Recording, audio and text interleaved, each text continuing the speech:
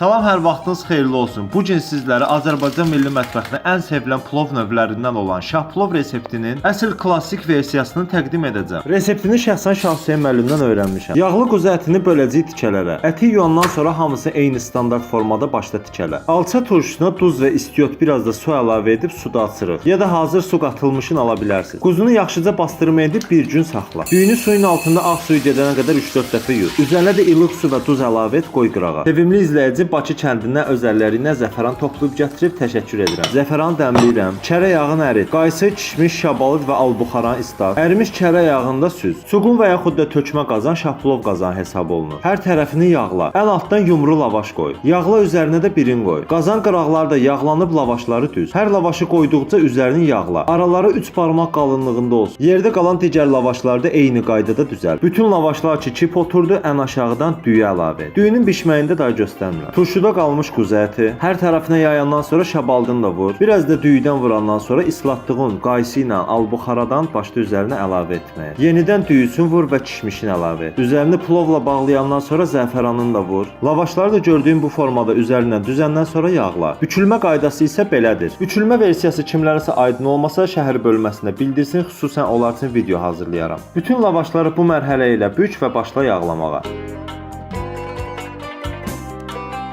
Bu da yerdə qalan axırıncı lavaş. Bükəndən sonra yağla, qapağını qoy. 170 dərəcəli sobada 4 saat, 5 saat aralığında bişir. 2 saatdan sonra qapağını götür və yağını vur. Bu şah plov belədir ki, ya bunu yağlı yeməlisən, ya da ümumiyyətlə yeməməlisən. Yağı hər tərəfinə qəşəng vurandan sonra qoy yenidən sobaya. Gözlə hər tərəfi eyni qaydada qəşəng qızarsın. Şah plovumuz hazır oldu. Mən bu gün hazır lavaşdan istifadə etdim. İstəyənlər xəmir də açıb yaya bilər. Ətrinə və dadına söz yoxdur. Əti də necə pambıq kimi bişibsə sizlərə göstərirəm.